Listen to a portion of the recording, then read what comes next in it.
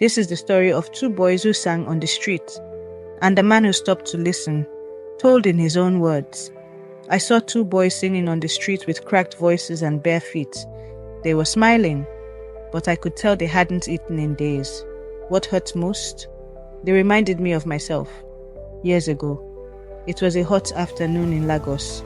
I was stuck in traffic, again. The sun was beating down on everything. Even inside my SUV with the AC on, I felt tired. Not from the heat, but from life. You see, I had everything. At least that's what people said. A nice car, a successful business, money in the bank. But deep inside, I felt empty. Like I had climbed a mountain, only to find nothing at the top. As I sat there, just staring out of the window, I heard something strange. Singing. Soft at first. Not from the radio, but from outside. I rolled my window down, and there they were. Two young boys, maybe 10 or 11, thin, wearing oversized torn t-shirts, no shoes. Their feet were black from walking the streets, but they were singing. One of them had an old paint bucket flipped upside down. He was beating it like a drum. The other stood beside him, singing with everything he had. His voice was rough, not trained, not perfect, but real.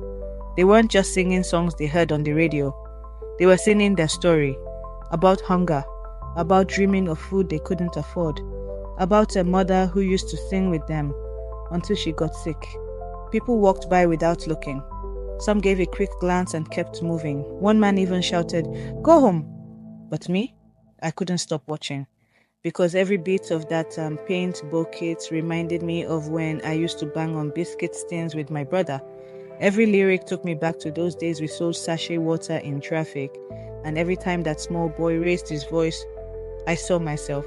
Same hunger, same hope, same pain, just a different year. I stepped out of the car. The moment my door opened, the singing stopped. Both boys froze like statues. The one beating the old paint bucket dropped his stick. The other one was the singer and went silent midline. They didn't know what I was about to do. Maybe they thought I came to send them away. Maybe they thought I was one of those adults who only yelled and never listened. You could see the fear in their eyes, that kind of fear poor kids carry every day. But I wasn't angry. I wasn't annoyed. I was broken.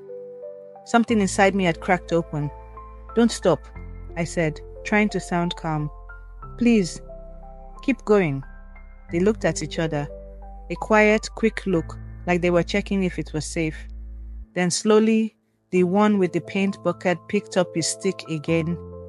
He tapped it twice, a soft beat, and the singing boy started again. But this time I was listening with everything in me. Their voices weren't perfect, and just when I thought I was helping them, I realized they were saving me. Not clean, not trained, not sweet like a church choir or polished like a studio artist, but they were real. They sang with their hearts wide open. Their lyrics weren't just words, they were their lives. They sang about sleeping hungry, about waking up before the sun to fetch water from a broken pipe, about how their mother used to sing them to sleep when she had the strength. They sang about a house with no roof, a home with no light, and a future they could only dream of. I stood there, still, right on the side of that busy road, with cars honking and people moving past. I just stood and listened. Nobody else stopped. No one cared. But me. I couldn't move. Because every word they sang, every beat of that broken bucket took me back, way back. Back to the days I sold sachet water in traffic. Back to the nights my brother and I would lie on a mat in one corner room sharing one old fan. We used to sing too. Not because we wanted to be stars, but because singing helped us forget we were hungry. It helped us dream, even if just for a few minutes. And now, standing there, in my clean clothes and polished shoes, I was seeing my past right in front of me, but on two small faces. When they finished their song, they both stood still, not smiling, not expecting anything. I walked closer, then bent down a little to look them in the eye. "What's your name?" I asked the smaller one. He looked at the older boy first, as if waiting for permission. Then he replied, "My name is Sola. That's my brother, Tunde." "Who taught you to sing like that?" I asked. That was when he looked me straight in the eyes and said something that would never leave me. "Nobody, sir. We just sing what we feel." I felt it in my chest, like a punch and a hug at the same time.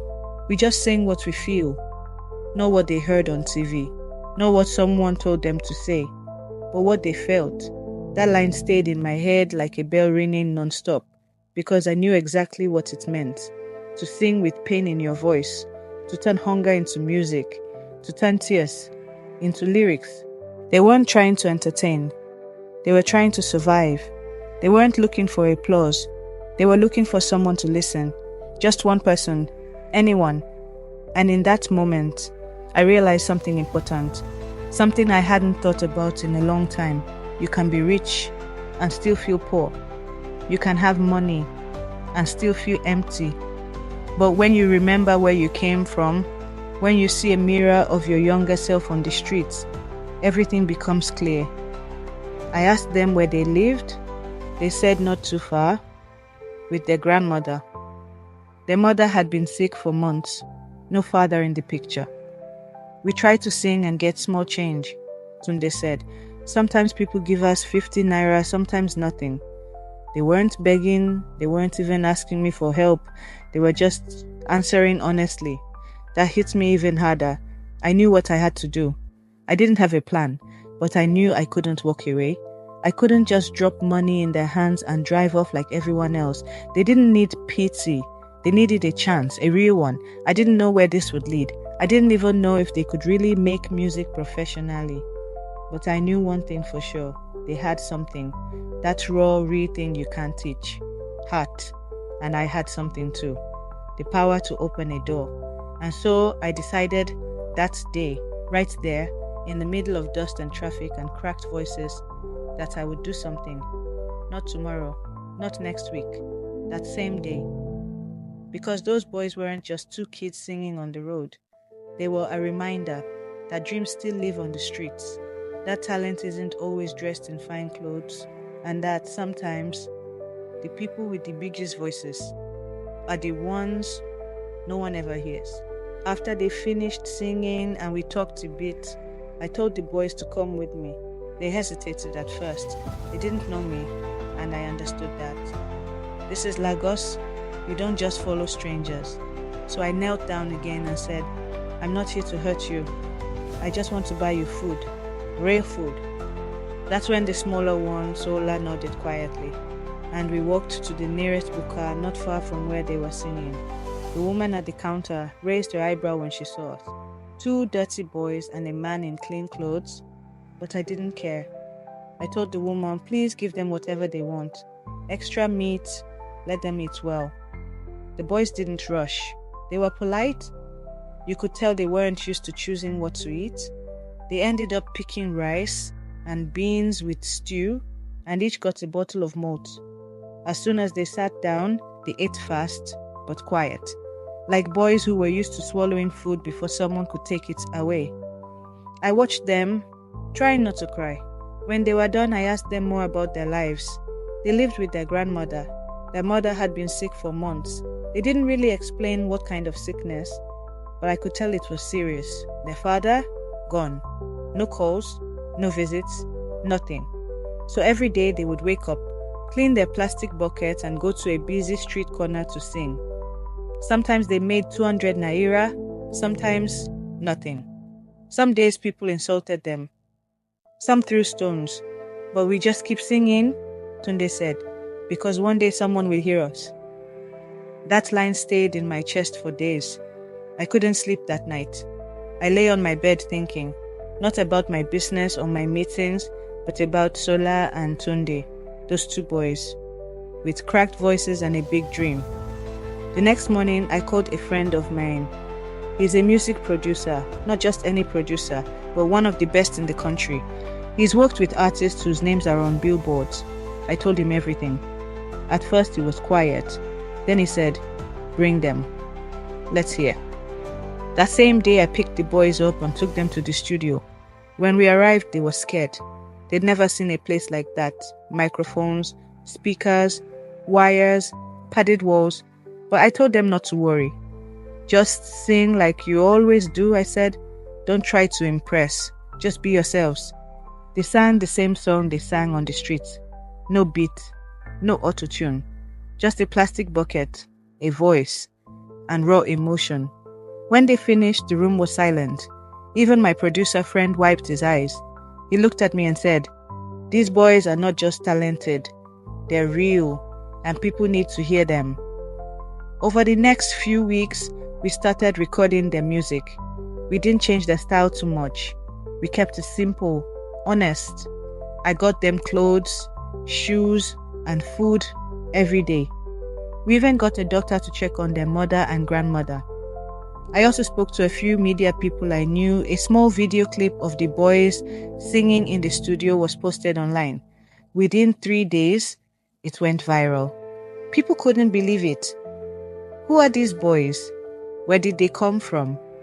Their voices sound like pain and hope at the same time. Comments started pouring in. Donations, interview requests, invitations to sing on radio and TV. Even people from other countries wanted to help. But the boys, they stayed the same. Still humble, still polite, still singing with that same paint bucket. Even though we could now afford real drums, we didn't change their story. Because that story, the pain, the hunger, the streets, that's what people felt in their hearts. One day after a long studio session, I asked them, "Now that people know your name, what do you want the most?" Sola looked up and said, "I just want my mom to get better." Tunde nodded and added, "I want us to have a house. Not big, just one with a roof that doesn't leak." That was it. Not fame, not money, not luxury, just healing and shelter. That's when I knew this wasn't just a project. This was a calling. And those boys had reminded me of something I had forgotten. Why I started working hard in the first place. It wasn't for cars. It wasn't for hotels or business class flights. It was so I could become the person I once needed. I needed someone like that when I was a child, but nobody came. Now, I had the chance to be that person for someone else. Today, Sola and Tunde are still singing, but they're not on the streets anymore. They have real instruments, real stage lights. They've performed in schools, churches, and on national TV. People now sing their songs in classrooms and at talent shows, but they haven't forgotten where they came from. They still visit their old street. They still greet their neighbors with respect. They still pray before eating. As for me, I've made millions. I've signed deals. I've seen success. But nothing I've done has ever made me feel richer than helping those boys. Because when I look at them, stories like this remind us that kindness still matters. If you believe in second chances, click subscribe and join this journey. We've got more real stories coming, and you won't want to miss them.